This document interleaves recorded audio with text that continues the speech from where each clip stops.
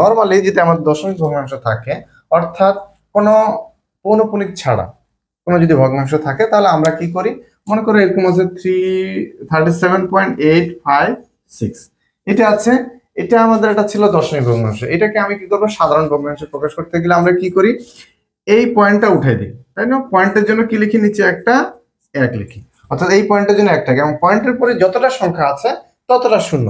তাহলে এই পয়েন্টের পরে কয়টা সংখ্যা আছে, 1 2 3টা শূন্য, এই জন্য হচ্ছে 3টা, 1-এর পরে 3টা শূন্য।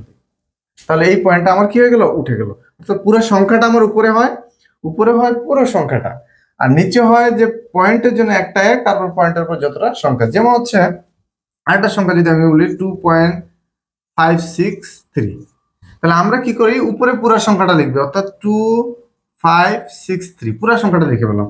এই পয়েন্টের জন্য কি করব, এই নিচে একটা 1 নিলাম, আর পয়েন্টের পর 3টা সংখ্যা ছিল, 3টা শূন্য। যদি পয়েন্টের পর 2টা সংখ্যা থাকে তাহলে 2টা শূন্য, যদি একটা সংখ্যা থাকে তাহলে একটা শূন্য। বুঝতে পারছেন? যদি কোনো সংখ্যাই না থাকে তাহলে কোনো শূন্য নিব না, শুধু 1 নিব। আশা করি বোঝা গেছে। এটা হচ্ছে নরমাল।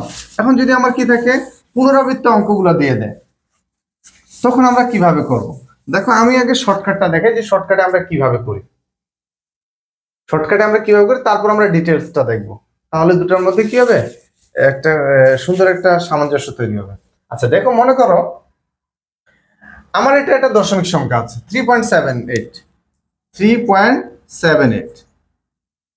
আচ্ছা এটাকে আমি কি সাধারণ ভগ্নাংশে প্রকাশ করব? তাহলে দেখো, সাধারণ ভগ্নাংশে মানে কি, আমার এরকম একটা টান থাকবে, আর উপরে একটা মান থাকবে, নিচে একটা মান থাকবে, তাই তো? আচ্ছা একটু আগে আমরা নরমাল সংখ্যায় দেখলাম কি, যে উপরে আমার পুরো সংখ্যাটাই বসে, তাই তো, আর নিচে বসে দশমিকের পরের অঙ্কগুলো নিয়ে। এখানেও আমরা মোটামুটি একই রকম কাজ করব। নিচের কাজটা হবে দশমিকের পরে। দেখো তো, আমরা এর আগে যে দুইটা জিনিস করলাম, নিচে যখন মানগুলো দেখছি, দশমিকের আগে কি ছিল আমরা কখনো লক্ষ্য করেছি? করিনি। আমরা করেছি দশমিকের পরে, দশমিকের জন্য একটা 1, এবং দশমিকের পর যতটা সংখ্যা ততটা শূন্য। তাহলে নিচের কাজটা হয় দশমিকের পরের অংশ নিয়ে, দুই ক্ষেত্রে, দশমিকের পরের অংশ নিয়ে।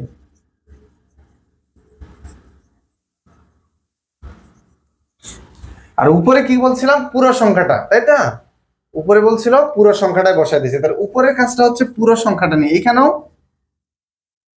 পুরো বা হচ্ছে সম্পূর্ণ সংখ্যাটা নিয়ে।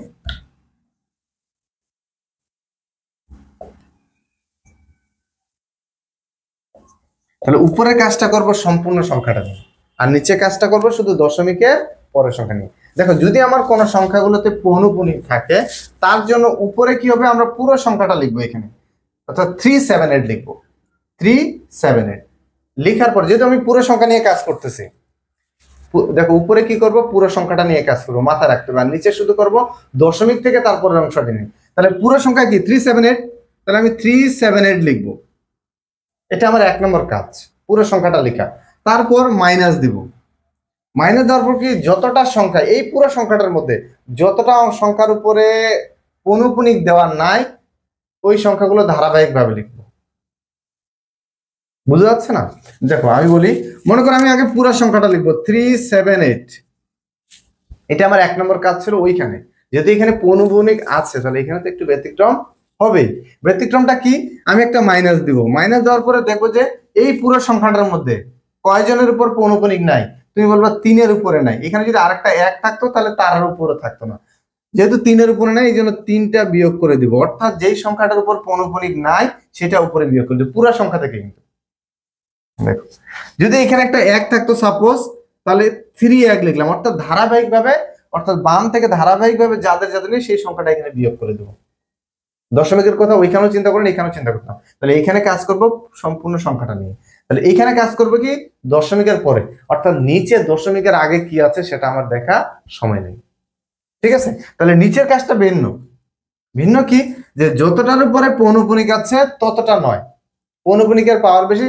তাহলে কয়টার উপরে পৌনঃপুনিক আছে, যতটার উপরে পৌনঃপুনিক আছে ততটা 9 বসবে, এবং দশমিকের পরে, দশমিকের আগে কোনো দরকার নেই, দশমিকের পরে যতটার উপর পৌনঃপুনিক আছে ততটা 9, আর যতটার উপর পৌনঃপুনিক থাকবে না ততটা 0। দশমিকের পরে আগে দরকার নেই। এখন দেখো তো, আমাকে বলো দশমিকের পর কয়টা পৌনঃপুনিক আছে, 2টা, তাহলে 2টা 9। কয়টার উপর পৌনঃপুনিক নেই, একটার উপরে নেই, তাহলে কোনো 0 না, শুধু 2টা 9 হবে। অর্থাৎ এটার অ্যান্সার হবে আমার যদি 375 ডিভাইডেড 99, এইখানে কোনো শূন্য আসবে না যদি দশমিকের পরে কোনো পৌনঃপুনিক না থাকে। দেখি আরেকটা দেখি, আমরা দেখি কোনটা দেখা যায় কোনটা। আচ্ছা এই সংখ্যাটা দেখি, 2 নম্বরে যে ম্যাথটা আছে, তো 2 নম্বরের ম্যাথটা দেখি আমরা। এখানে কি আছে 5.23457। আমরা বলছি কি এই দুইটা সংখ্যার উপর পৌনঃপুনিক মানে কি বোঝাচ্ছে যে এই রেঞ্জের মধ্যে সবার উপরে পৌনঃপুনিক আছে। আচ্ছা দেখো এই সংখ্যাটাকে যদি আমি সাধারণ ভগ্নাংশে প্রকাশ করতে চাই তাহলে কি করব? দেখো তো আমরা বলছি উপরে আমরা কাজ করব পুরো সংখ্যাটা নিয়ে, উপরে কাজ করব পুরো সংখ্যা নিয়ে। তাহলে পুরো সংখ্যা কি 5234557, 5234557, তাহলে পুরো সংখ্যাটা আমি লিখছি। তারপর কি করব আমি বিয়োগ দিব, বিয়োগ দিয়ে পুরো সংখ্যাটার উপরে যাদের উপরে পৌনঃপুনিক নাই সেগুলা লিখবো। এখন কাদের উপরে পৌনঃপুনিক নাই? 5, 2 এবং 3 এর উপরে। এই 5 এর উপরে কি পৌনঃপুনিক আছে? অবশ্যই আছে, কারণ আমরা এই 5 এর উপরে পৌনঃপুনিক দেইনি, কারণ এই দুইটা পৌনঃপুনিক দেওয়া মানে তার রেঞ্জের মধ্যে যতগুলো সংখ্যা আছে সবার উপরে পৌনঃপুনিক আছে। তাহলে কাদের উপরে পৌনঃপুনিক নাই? 5, 2, 3। তাহলে ধারাবাহিকভাবে লিখবো 5, 2, 3 মাইনাস, অর্থাৎ পুরো এখানে দেখো তো আমি পুরো সংখ্যাটার মধ্যে থেকেই পৌনঃপুনিক নিয়ে আসছি, আমি এখানে দশমিক কোথায় আছে না আছে সেটা খেয়াল করিনি। বুঝা যাচ্ছে? আবার দেখো নিচে কাজ করব কি শুধু দশমিকের পরের অংশটা নিয়ে। তাহলে এইখানে 5 আছে এটা দেখার দরকার নেই, তাহলে আগে পৌনঃপুনিকের কাজ। পৌনঃপুনিক আছে কয়টার উপরে? 3টার উপরে, তাহলে 3টা নয়। পৌনঃপুনিক নাই কয়টার উপরে? 2টার উপরে, এখানে দশমিক ছিল তাহলে 2টা শূন্য।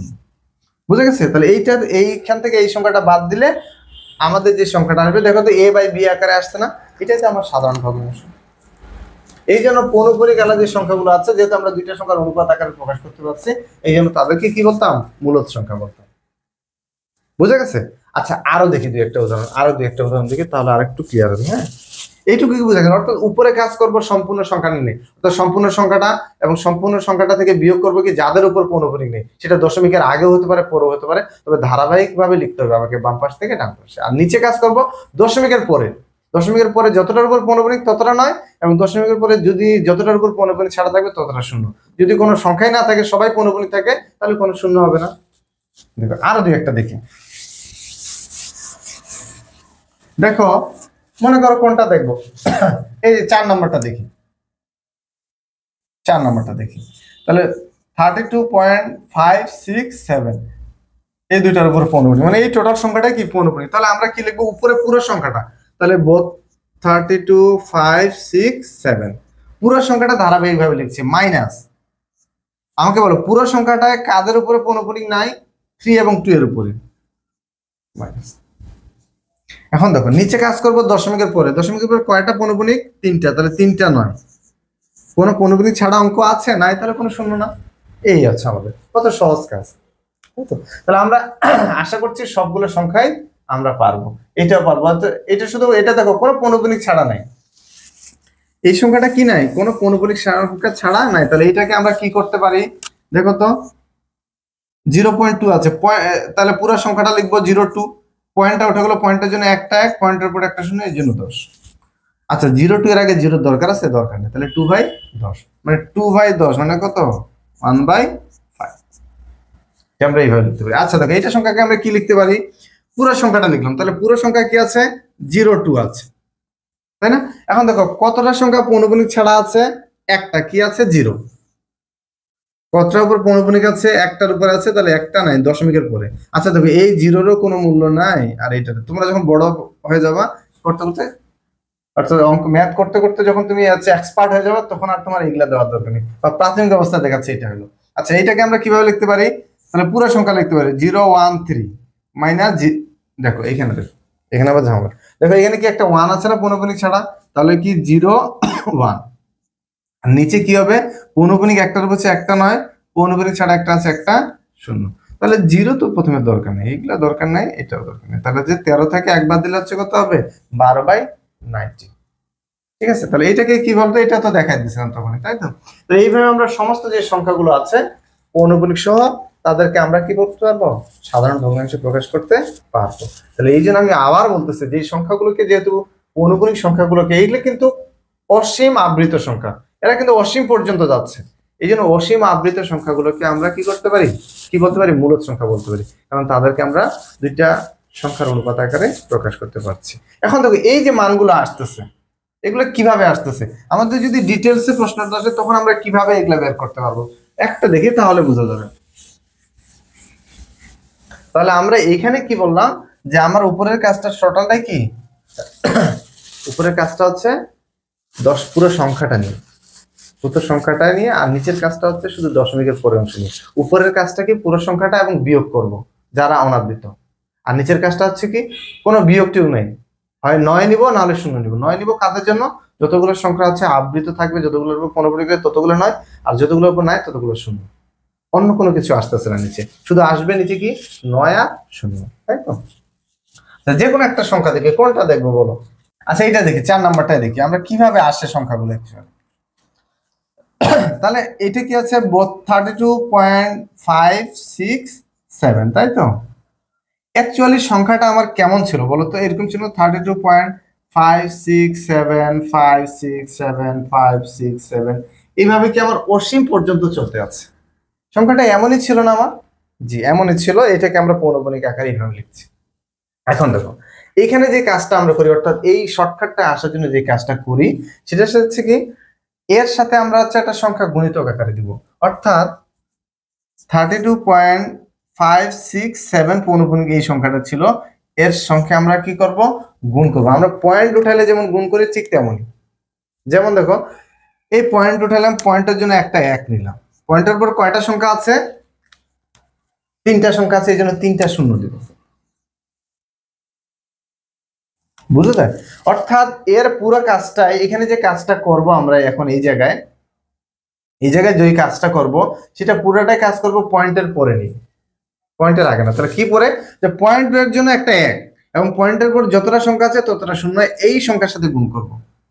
তো এই পাশে গুণ করছে কত 1000, তাই তো? তাহলে এইখানেও কি করব, এখানেও এখানে 3টা সংখ্যা দ্বারা গুণ করব, 1-এর পরে 3টা শূন্য দ্বারা গুণ করবো। তাহলে 1-এর পরে 3টা শূন্য দ্বারা যদি এখানে গুণ করি তাহলে বলতো এই দশমিকটা আমার 3 ঘর শিফট করে যাবে না? 3টে শূন্য দ্বারা গুণ করা মানে 3 ঘর শিফট করবে, 4টা দিয়ে গুণ করা মানে 4 ঘর শিফট করে যাবে। তাহলে 3 ঘর যদি শিফট করে যায় তাহলে আচ্ছা আমি একবারে গুণ করে দিচ্ছি, তাহলে 32 আমার ছিল 567 এরকম সংখ্যাটা আমার ছিল। এখানে আমি একবারে 1000 দ্বারা গুণ দিয়ে দিলাম, বা আচ্ছা পরে গুণ দিয়ে মানে এরকম আমি এর সাথে কি করলাম, এইভাবে ডট ডট যাচ্ছিল, এর সাথে আমি কি করলাম 1000 গুণ করে দিলাম। তাহলে গুণ করে দেওয়া মানে কি, আমার এই পয়েন্টটা 3 ঘর শিফট করে যাবে, অর্থাৎ আমার এরকম হবে 32 পয়েন্টটা তাহলে 1 2 3 ঘর চলে যাবে, 5 6 7 এর পরে চলে যাবে 5 6 7 5 6 7 এইভাবে আমার চলতে যাবে। তো এইটা আমি এইভাবে লিখতে পারি। তাহলে এইটা গেল আমার 1 নম্বরে, মনে করো এটা আমার 1 নম্বর ইকুয়েশন দিলাম। এইবার আমি আবার এই সংখ্যাটাকে আরেকটা সংখ্যা দ্বারা গুণ করবো, অর্থাৎ 32.567 এই সংখ্যাটা ছিল, এই সংখ্যাটা আমি গুণ করবো। আমরা বলছি কি পুরো কাজটা দশমিকের পরের সংখ্যা নিয়ে, দশমিকের পরে এবার কি গুণ করব, যে এই দশমিকের পরের জন্য দশমিকের জন্য একটা 1 এবং দশমিকের পরে কি কোনো অনাবৃত্ত সংখ্যা আছে, অর্থাৎ পৌনঃপুনিক ছাড়া কোনো সংখ্যা আছে কিনা। দেখো তো এই সংখ্যাটা পৌনঃপুনিক সংখ্যা ছাড়া না, এই জন্য কোনো শূন্য না। যদি একটা সংখ্যা পৌনঃপুনিক ছাড়া থাকতো তাহলে এখানে একটা শূন্য নিতাম, যদি এখানে 2টা সংখ্যা থাকতো তাহলে 2টা শূন্য নিতাম। বুঝা যাচ্ছে কি? তাই না? দেখো আরেকটা অঙ্ক দেখো, মনে করো এই অঙ্কটার ক্ষেত্রে এখানে কি করতাম, এই পুরাটা লিখতাম, লেখার সাথে কি 4টা সংখ্যা আছে এই জন্য 4টা শূন্য হইতো, 1-এর পরে 4টা শূন্য হইতো, একটা দিয়ে গুণ দিতাম।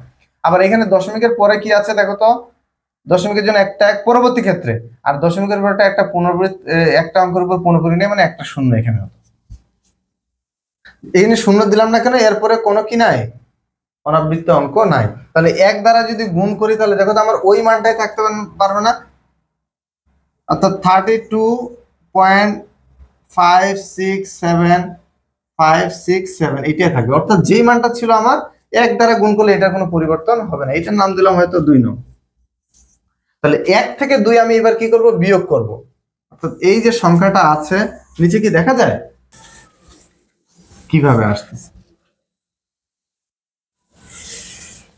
অর্থাৎ আমি যদি বিয়োগ করি এখন, অর্থাৎ এইটা থেকে এটা যদি বিয়োগ করি তাহলে আমরা কি লিখতে পারি, দেখো তো এই দুইটার মধ্যে কি আছে 32.567 কমন আছে, অর্থাৎ এইটা থেকে এটা এখন আমি কি করব, বিয়োগ করব, 1 থেকে 2 নম্বর বিয়োগ করব। যদি বিয়োগ করি আর এই পাশে দেখো তো পয়েন্টের পরে এই সংখ্যাগুলো সব বাদ চলে যাবে, তাহলে শুধু থাকবে এইটা। বুঝা যাচ্ছে? তাহলে দেখো আমার এরকম হবে, সংখ্যাটা এরকম হবে 32.567 ইন্টু 1000 মাইনাস 32.567, তাই তো, ইকুয়াল টু, তাহলে দেখো তো আমি যদি উপর থেকে এটা বিয়োগ করি তাহলে দশমিকের পরে সবগুলো চলে যাবে, 77060 এই টোটাল সংখ্যাটা চলে যাবে, তাহলে এইসব বিয়োগ হয়ে যাবে, শুধু থাকবে কি 32.567 মাইনাস 32। বুঝা যাচ্ছে কি? আচ্ছা দেখো এখন এই দুটার মধ্যে দেখো তো আমার হচ্ছে কি 32.567 কমন যায়, তাহলে আমি এখানে লিখতে পারি 1000 মাইনাস 1 ইকুয়াল টু 32.567 মাইনাস 32, এই তো নাকি? আচ্ছা এইটার সংখ্যা যদি আমি রেখে দেই 32.567, তাহলে এই পাশে আমার চলে যাবে কি 32.567 মাইনাস 32 ডিভাইডেড বাই 1000 থেকে 1 বাদ, মানে কত হবে 999।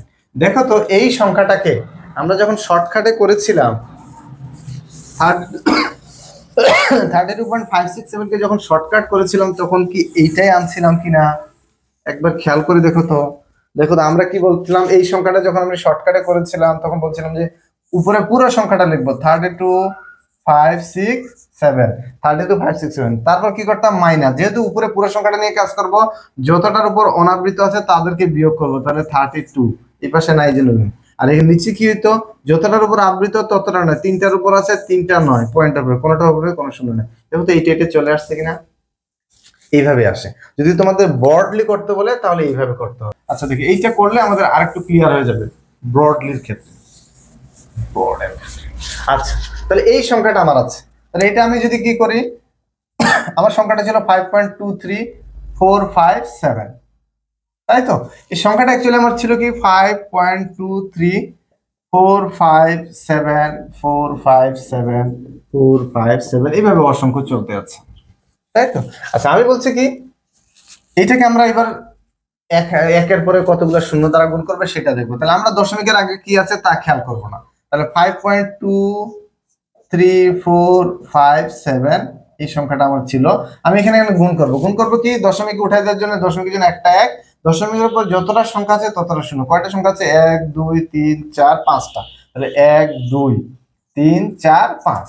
আচ্ছা আমাকে বলো তো এখানে যদি 5টা শূন্য দ্বারা গুণ করি এই দশমিকটা আমার 5টা সংখ্যা শিফট করবে কিনা, অবশ্যই করবে, তাহলে আমার এই সংখ্যাটা আমি একবারে গুণ দিয়ে লিখে দিচ্ছি, তাহলে 5 ছিল আমার, তাহলে 5টা সংখ্যা মানে কি 1 2 3 4 5, অর্থাৎ এই 7 এর পরে পৌনঃপুনিকটা আমার চলে যাবে, তাহলে 2 3 4 5 7 এর পরে পৌনঃপুনিকটা চলে যাবে, তাহলে 4 5 7 4 5 7 এইভাবে চলে যাচ্ছে, একবারে লিখে দিলাম, মনে করলাম এটার নাম 1 নং। তখন আবার বললেন এটা কিভাবে আসলো, মানে 1000 একবারে সরি 1 এর পরে 5টা শূন্য একবারে গুণ করে দিয়েছি, অর্থাৎ এখানে আমরা শর্টকাটে কি করছি 1 এর পরে গুণ করে দিয়েছি কয়টা 1 2 3 5টা না, হ্যাঁ 4 5টা শূন্য গুণ করে দিয়েছি, এই জন্য দশমিকটা আমার 5 ঘর শিফট করে গেছে।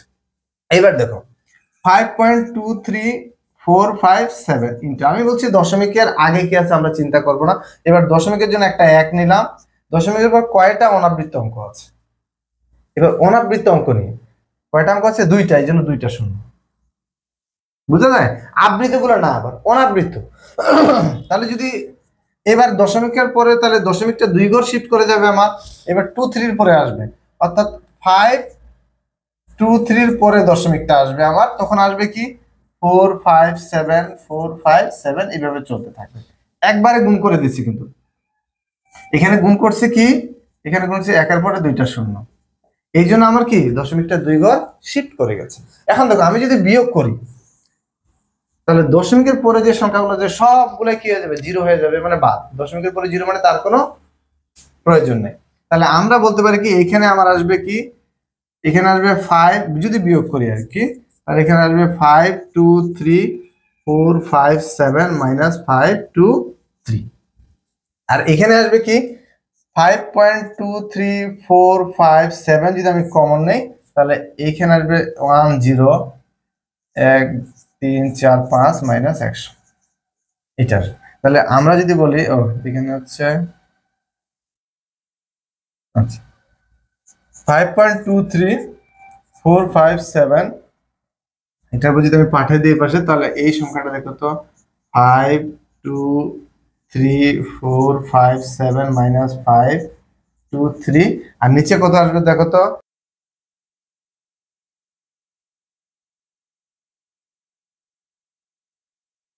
তো দেখো তো আমি এই সংখ্যাটা যদি পয়েন্টটা উঠে দিতাম, দেখো তো এইটাই আসতো কিনা। উপরে হচ্ছে পুরো সংখ্যা, তাহলে 5234557 মাইনাস আমরা বিয়োগ করবো যতটার উপর অনাবৃত্ত নাই, পুরো সংখ্যাটা বিয়োগ, তাহলে 523। তারপর হচ্ছে কি যতটা সংখ্যার উপর আবৃত থাকবে ততটা নয়, আর যতটার উপর নেই ততটা শূন্য। ওই জিনিসটাই আসছে। তাহলে আমাদেরকে যেভাবে আসুক না কেন আমরা এখন পাবো ইনশাআল্লাহ। ধন্যবাদ সবাইকে, সালাম আলাইকুম।